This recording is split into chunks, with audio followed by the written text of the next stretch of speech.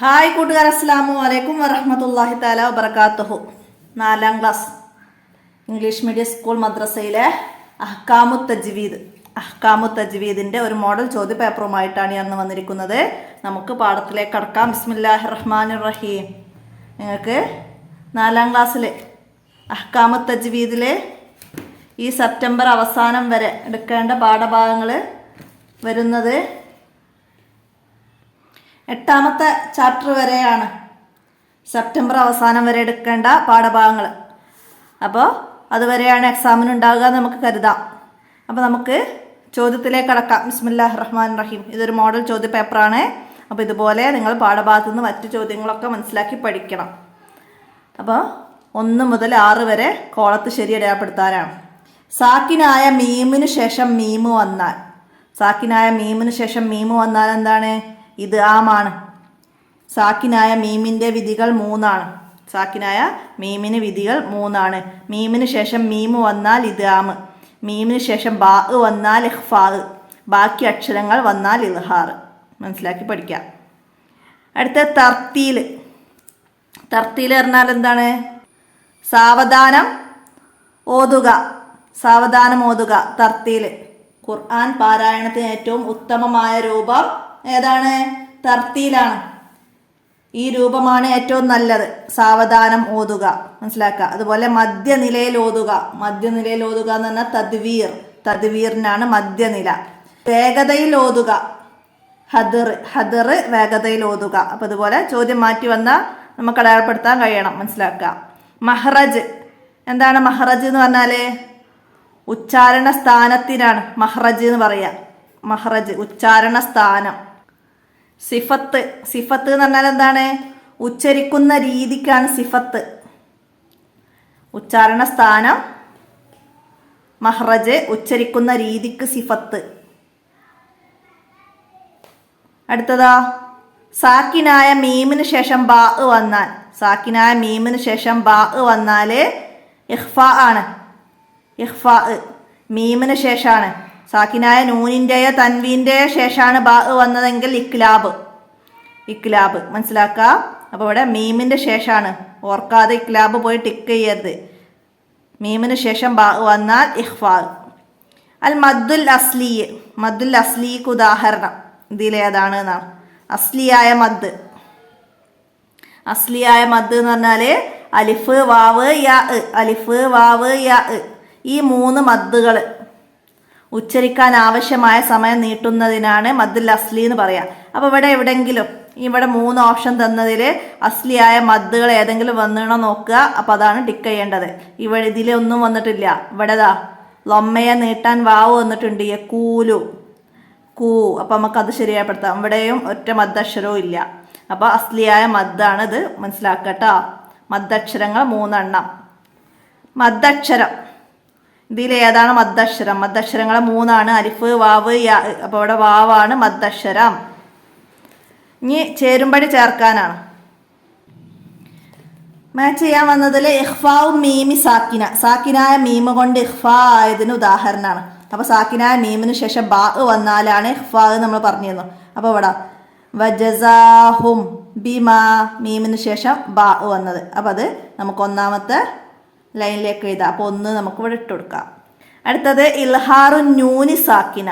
സാക്കിനായ നൂന് കൊണ്ട് ഇൽഹാർ വന്നത്. അപ്പോൾ നൂനിൻ്റെ ശേഷം ഇൽഹാറിൻ്റെ അക്ഷരങ്ങൾ ഏതെങ്കിലും വരണം. ഇൽഹാറിൻ്റെ അക്ഷരങ്ങൾ എല്ലാവർക്കും അറിയാലോ അല്ലേ? ഹംസ, ഹ, ഐന്, ഐന്, ഹ, ഹ. ഇതാ മൻ ആമന. നൂനിന് ശേഷം ഹംസ വന്നു. അപ്പോൾ ഇതാണ് 2ാമത്തത്. മനസ്സിലാക്കുക. അടുത്ത ഇൽഹാറും മീമി സാക്കിന. സാക്കിനായ മീമ് കൊണ്ട് ഇൽഹാർ വന്നത്. അതായത് ബാവും മീമും അല്ലാത്ത ഏത് അക്ഷരങ്ങൾ വന്നാലും ഇൽഹാറാണെന്ന് പറഞ്ഞിട്ടുണ്ട്. അപ്പോൾ സാക്കിനായ മീമിന് ശേഷം ഇതാ ഹും ഹൈറു. മീമിന് ശേഷം ഹ വന്നു. അപ്പോൾ ഇതാണ് ഇൽഹാർ. അടുത്തത് ഇദ്ആമും മീമി സാക്കിന. സാക്കിനായ മീമ് കൊണ്ട് ഇദ്ആമ് വന്നത്. അപ്പോൾ സാക്കിനായ മീമിന് ശേഷം മീമ് വന്നാലാണ് ഇദ്ആമ്. സാക്കിനായ മീമിന് ശേഷം മീമ് വന്നാൽ ഇതാ ഫീ കുലൂബിഹിം മറളുൻ. മീമിന് ശേഷം മീമ് വന്നു. അപ്പോൾ അതാണ് 4ാമത്തത്. അടുത്തതാ ഇത് ആമുൻ നൂനി സാക്കിന. സാക്കിനായ നൂന് കൊണ്ട് ഇദ്ഗാം വന്നത്. ഇദ്ഗാമിൻ്റെ അക്ഷരങ്ങൾ 4: നൂന്, വാവ്, മീം, യാ. ഇതാണ് ഇദ്ഗാമിൻ്റെ അക്ഷരങ്ങൾ, ഇദ്ഗാം ബിഗുന്നയുടേത്. അപ്പോൾ ഇവിടെ നൂനിൻ്റെ ശേഷം മീം വന്നിടണം. അപ്പോൾ ഇതാണ് 5-മത്തതായിട്ട് നമുക്കിവിടേക്ക് എഴുതേണ്ടത്. അപ്പോൾ ഇതുപോലെ തൻവീന് കൊണ്ട് വന്നത്, സാക്കിനായ നൂനിന് കൊണ്ട് ഇൽഹാർ വന്നതും, സാക്കിനായ നൂന് കൊണ്ട് ഇദ്ഗാം വന്നതും, തൻവീന് കൊണ്ട് ഇദ്ഗാം വന്നതും, തൻവീന് കൊണ്ട് ഇൽഹാർ വന്നതും, തൻവീന് കൊണ്ട് ഇഖ്ഫാ വന്നതൊക്കെ നമ്മൾ ചെറിയ ക്ലാസ്സിൽ പഠിച്ചതാണ്. അപ്പോൾ അതൊക്കെ മനസ്സിലാക്കണം. ഇനി ഇവിടെ പൂരിപ്പിക്കാനാണ്. എന്താണ് വന്നത്? സാക്കിനായ മീമിന് ശേഷം ഡാഷ് വന്നാൽ ഇഖ്ഫാ ചെയ്യണം. മീമിന് ശേഷം ബാ വന്നാൽ ഇഖ്ഫാ ചെയ്യണം. സാക്കിനായ മീമിന് ശേഷം മീം വന്നാൽ ഡാഷ് ചെയ്യണം. എന്താണ്? ഇദ്ഗാം ചെയ്യണം. ഇദ്ഗാം ചെയ്യണം എന്ന് എഴുതാം. മദ്ദുൽ മുത്തസിൽ ഡാഷ് മദ്ദിനേക്കാൾ കൂടുതൽ നീട്ടൽ നിർബന്ധമാണ്. മുത്തസിൽ എന്താണ്? മദ്ദുൽ മുത്തസിൽ അസ്ലിയായ മദ്ദിനേക്കാൾ കൂടുതൽ നീട്ടൽ നിർബന്ധമാണ്. മുത്തസിൽ അസ്ലിയായ മദ്ദിനേക്കാൾ. അപ്പോൾ ഇവിടെ അസ്ലിയായ എഴുതാം.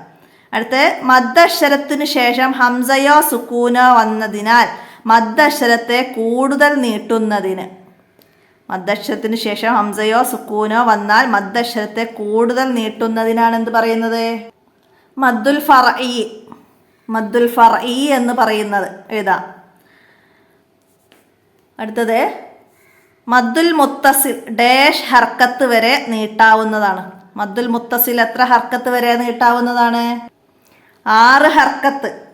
മദ്ദുൽ മുത്തസിൽ 6 ഹർക്കത്ത് വരെ നീട്ടാവുന്നതാണ്. അതായത് 3 അലിഫിൻ്റെ കദർ. അപ്പോൾ ഇവിടെ ഹർക്കത്തിന് പകരം എത്ര കദർ നീട്ടാം? ചോദ്യം വന്നാൽ 3 അലിഫിൻ്റെ കദർ വരെ നീട്ടാവുന്നതാണ്. ഹർക്കത്താണെങ്കിൽ 6 ഹർക്കത്ത്. 6 ഹർക്കത്ത്. അപ്പോൾ അത് മാറിപ്പോവാതെ മനസ്സിലാക്കണം. അടുത്ത സാക്കിനായ മീമിന് ശേഷം ഇൽഹാറിൻ്റെ ഹർഫുകളിൽപ്പെട്ട എന്നീ അക്ഷരങ്ങൾ വന്നാൽ പ്രത്യേകം വെളിവാക്കണം.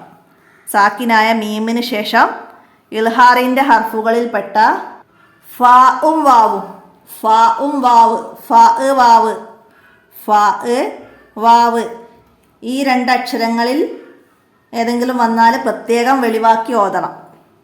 ഇനി ഒറ്റവാക്കിൽ ഉത്തരം എഴുതാനാണ്. ഖുർആൻ പാരായണത്തിന് ഏറ്റവും ഉത്തമമായ രൂപം ഏത് എന്നാണ്. ഖുർആൻ പാരായണത്തിന് ഏറ്റവും ഉത്തമമായ രൂപം തർത്തീലായ രൂപമാണ്.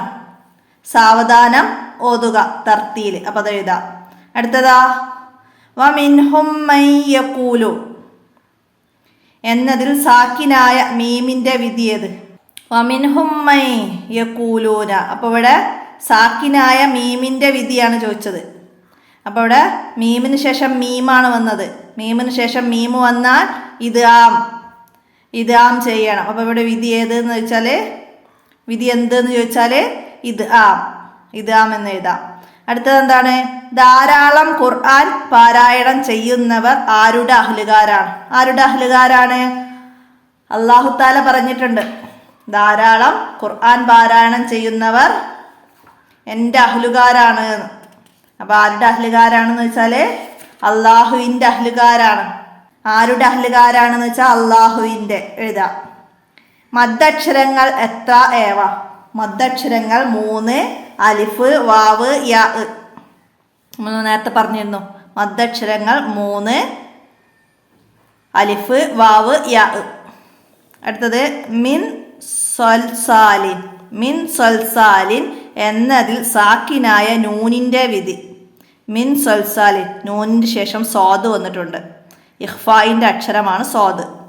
ഇഖ്ഫായിൻ്റെ 15 അക്ഷരങ്ങൾ, അതിൽ സ്വാദുണ്ട്. അപ്പോൾ ഇവിടെ സാക്കിനായ നൂനിൻ്റെ വിധി ഏതാണെന്ന് വെച്ചാൽ ഇഖ്ഫാ എന്ന് എഴുതാം. അടുത്തത് സാക്കിനായ മീമിൻ്റെ വിധികൾ എത്ര? സാക്കിനായ മീമിൻ്റെ വിധികൾ 3 ആണ്. 3.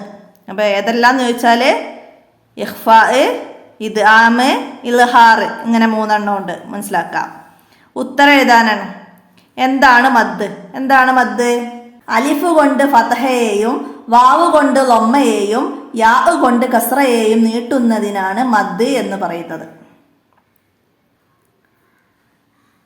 ഫത്തഹയെ അലിഫ് കൊണ്ടും ലമ്മയെ വാവ് കൊണ്ടും കസ്രയെ യാ കൊണ്ടും നീട്ടുന്നതിനാണ് മദ് എന്ന് പറയുന്നത്. നിങ്ങളെ 6ാമത്തെ പാഠം മദ്ദുൽ അസ്ലി എന്ന പാഠത്ത് കാല യഖൂലു കീല എന്ന ഉദാഹരണമൊക്കെ തന്നിട്ട് നമുക്ക് മനസ്സിലാക്കി തരുന്നുണ്ട്. അപ്പോൾ പാഠം നന്നായി മനസ്സിലാക്കുക. അടുത്തത് മദ്ദുൽ ഫർഇ എത്ര ഏവ. മദ്ദുൽ ഫർഇ 5ആണ്. മദ്ദുൽ ഫർഇ 5ആണ്. ഏതെല്ലാമാണ്?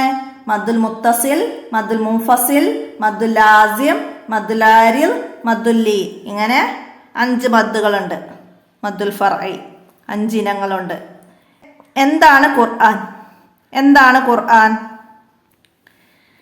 മനുഷ്യരെ നേർമാർഗത്തിലേക്ക് നയിക്കാൻ ജിബ്രീൽ അലൈഹിസ്സലാം മുഖേന അല്ലാഹു തആല നബി സല്ലല്ലാഹു അലൈഹി വസല്ലമക്ക് അവതരിപ്പിച്ച വിശുദ്ധ വചനങ്ങളാണ് ഖുർആൻ.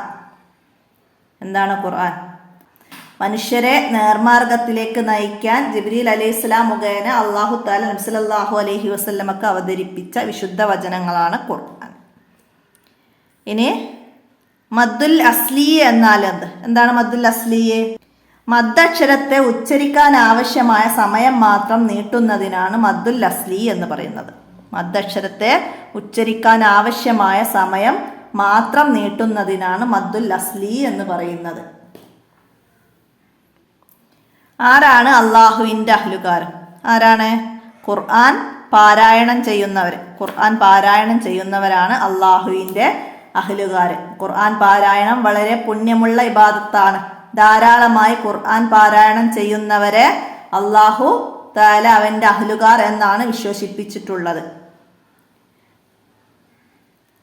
അന്ത്യനാളിൽ ഖുർആൻ സാക്ഷി നിൽക്കും. ആർക്കാണ്? ഖുർആൻ പാരായണം ചെയ്യുന്നവർക്ക്. ഖുർആൻ പാരായണം ചെയ്യുന്നവർക്ക് അത് അന്ത്യനാളിൽ ശുപാർശ ചെയ്യും. തജ്വീദ് എന്നാൽ എന്താണ്? അറബി അക്ഷരങ്ങൾക്ക് കൃത്യമായ മഹ്റജ്, സിഫത്ത്, തഫ്ഹീം, തഹ്ഖീഖ്, മദ്, ഉന്നത്ത് പോലുള്ളവ നൽകുന്നതിനാണ് തജ്വീദ് എന്ന് പറയുന്നത്. മദ്ദുകൾ എത്ര വിധം? മദ്ദുകൾ 2 വിധം.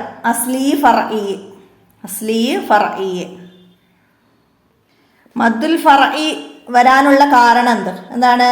മദ്ദക്ഷരത്തിന്റെ ശേഷം ഹംസയോ സുക്കൂനോ ഉണ്ടാകുന്നത് കൊണ്ടാണ് മദ്ദുൽ ഫർഇ ഉണ്ടാകുന്നത്. മദ്ദക്ഷരത്തിനു ശേഷം ഹംസയോ സുക്കൂനോ വന്നതിനാൽ മദ്ദക്ഷരത്തെ കൂടുതൽ നീട്ടുമ്പോഴാണ് മദ്ദുൽ ഫർഇ ഉണ്ടാകുന്നത്. അപ്പോൾ മനസ്സിലാക്കുക. അപ്പോൾ ഇത്രയാണ് നിങ്ങൾ 8ാമത്തെ പാഠഭാഗം വരെ നിങ്ങൾ മനസ്സിലാക്കി പഠിക്കേണ്ടത്. അപ്പോൾ 8ാമത്തെ പാഠം മദ്ദുൽ മുത്തസിലാണ്. മുത്തസിൽ മദ്ദക്ഷരത്തിന് തൊട്ടുപിറകെ ഹംസ വന്നാൽ ഉണ്ടാകുന്നതാണ് മദ്ദുൽ മുത്തസിൽ. തൊട്ടുപിറകെ അതേ കലിമത്തിൽ ജാഅ, സൂഅ, സൂഇൻ, ജസാഅൻ ഇങ്ങനെ മദ്ദക്ഷരത്തിന് തൊട്ടുപിറകെ അതേ കലിമത്തിൽ ഹംസ വന്നാൽ ഉണ്ടാകുന്നതാണ് മദ്ദുൽ മുത്തസിൽ. അപ്പോൾ അത് നന്നായി മനസ്സിലാക്കുക. ഇത് 3 അലിഫിൻ്റെ ഖദർ 6 ഹർക്കത്ത് വരെ നീട്ടാവുന്നതാണ്. അപ്പോൾ അത് മനസ്സിലാക്കി പഠിക്കുക. അപ്പോൾ ഇത്രയാണ് ഈ ചോദ്യ പേപ്പറിൽ നിങ്ങൾക്ക് മനസ്സിലാക്കാനുള്ളത്. എല്ലാവരും ഉപകാരപ്പെടുത്തുക. വീഡിയോ കൂട്ടുകാർക്കൊക്കെ ഷെയർ ചെയ്ത് കൊടുക്കുക. ഇന്നത്തെ വോയിസ് ഇവിടെ അവസാനിപ്പിക്കുകയാണ്. അസ്സലാമു അലൈക്കും വറഹ്മത്തുള്ളാഹി വബറകാതുഹു.